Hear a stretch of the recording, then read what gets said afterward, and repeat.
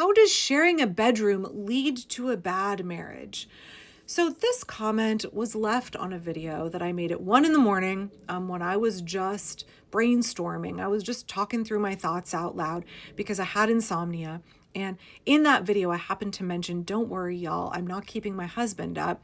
We have different bedrooms. He's sound asleep in his own room and I'm in my own room. And that is one of the secrets to our 24-year-long marriage. So I understand the person did not listen to comprehend, and I understand that it is very common for people in American society and in online internet discourse to manufacture offense, to find offense where none is given. Like the ways that people are so desperate to fabricate hurt feelings is just, y'all, okay.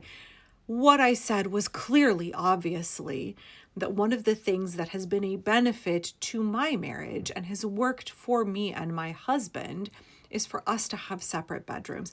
And lots of folks do. A lot of my friends do. It's just something that's not commonly talked about in American society. There is this cultural norm that you and your spouse will share a bedroom and share a bed every night of the week. And I think folks are hesitant to talk about when they don't do that. And so the reason that I made a point of mentioning the fact that my husband and I have separate bedrooms was twofold. One, because I knew if I didn't, I was going to get a comment from someone that's like, how rude of you, aren't you keeping your husband up? But also to normalize this practice because it is done a lot. It's just that folks don't talk about it. I also want to make something really clear. I've talked in the past about how I've had natural childbirth. I have done ecological extended breastfeeding. We don't eat our dinner at a dining room table, like things that are less common in American society. And I like to talk about them to normalize them. In all of those instances, I always want to make the point that I am not living my life at you. My personal choices to do something are not a condemnation of you choosing to do something differently. If you are taking offense at the fact that my husband do something different than you and your partner do, that's weird. I was not breastfeeding my child at a bottle feeding mother. My choice to breastfeed took into consideration the relationship between myself and my child. I never made the choice to do that so that a complete stranger who fed their kid differently would feel judged. Do you understand what I'm saying here? Do you understand? My choice, my husband's choice for us to have separate bedrooms, you and your sleeping arrangement with your spouse never once entered our minds. Making you feel judged never once entered our minds, but yet you chose to take offense. That's real weird. Millions of American mothers co-sleep with their infants and their children, and around the world, billions of mothers co-sleep with their children. And that arrangement is often not very conducive to the father getting sleep if he has to keep a capitalist, 7:30 to 5 work schedule like my husband. And so we developed separate sleeping arrangements so that he would sleep better, he could function at work.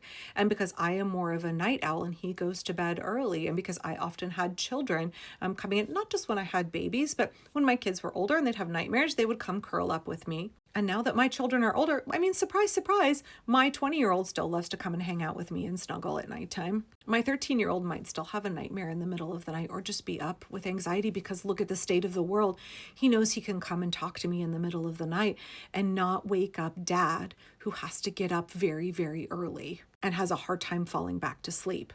This arrangement works so well for folks who have different sleep schedules, have different sleep needs, and also just helps couples preserve their sense of separate identity. Individuals in the couple preserve their own identity. And especially in a family like mine, where we are all very introverted and we all need lots of space from each other, it gives us a chance to kind of have some downtime. Now, less for me because my bed typically is full of dogs and has been historically full of children. But my husband gets his peace and quiet. And that is just a choice that we have made that is mutually beneficial for us. And if you make a different choice, that is okay.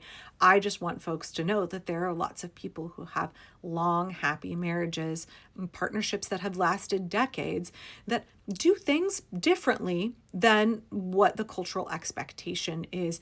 And a lot of the reason that those relationships are so successful and so enduring is because we said, we're going to do what works for us. We're not going to do what the culture expects. This is between me and my spouse, and we're going to figure out what our needs are, and we're going to support each other in those needs.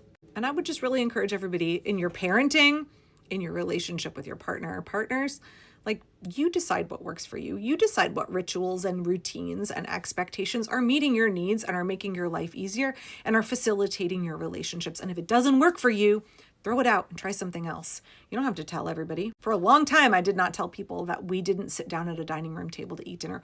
We all often cook together. We serve up the meal together in the kitchen, and then we go eat in various corners of the house wherever we want. None of us wants to sit at a dining room table and share a meal together. I mean, my house is so small, I don't have a dining room table. We have ours crammed into the front, little sunroom. And it wasn't until I saw another unschooling family that has 7 kids who said that she and her husband and her kids, they tend to eat separately, or they eat at different times of day, right? Like, my eldest child is usually not hungry at 5:30 when my husband wants to eat dinner. So she will set aside her portion of the dinner and come back and eat it at like 8 or 9 at night when she's hungry. Why force us to participate in a ritual that didn't work for any of the 6 of us? Didn't meet any of our needs. We didn't enjoy it. The rules are supposed to work for us. The rituals are supposed to work for us. The routine is supposed to work for us and make our lives easier and more functional. And so if it's not working, if it's a hindrance instead of a help, like, get rid of it. So that is why my husband and I sleep in separate rooms, and that's why I talk about it to normalize the practice. I am not doing it to judge you. I am not living my life at you. I have no care for how you choose to arrange your sleep with other people in your household. That's your business. I'm doing my thing. And if it's different than what you're doing, that's not a condemnation of you. We're diverse people with diverse needs. Please do not manufacture offense where none was given.